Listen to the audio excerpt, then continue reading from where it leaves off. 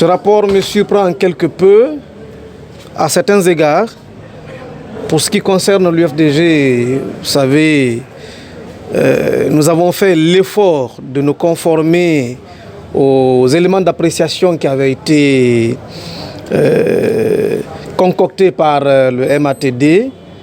Ma déception est de constater qu'un instrument juridique est utilisé alors qu'il n'est pas en vigueur. Il s'agit de la loi sur le financement public des partis politiques, une loi quasi inexistante.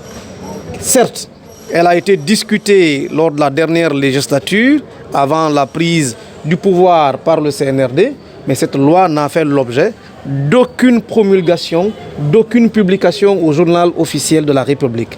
Je l'ai déjà dit dans les locaux du ministère de l'administration du territoire, il est inconcevable, inacceptable que l'on évalue des partis politiques sur la base d'instruments et d'éléments d'appréciation non opposables à un justiciable ou à une entité quelconque.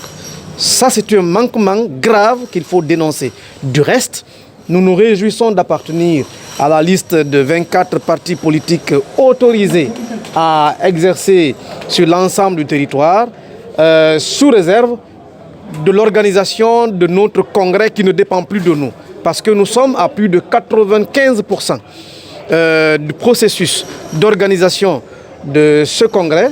N'eût été la suspension de nos congrès fédéraux et du processus d'organisation du congrès national par le tribunal de première instance de Rixine, vous le savez, nous avons convoqué notre congrès pour les 19 et 20 avril 2025.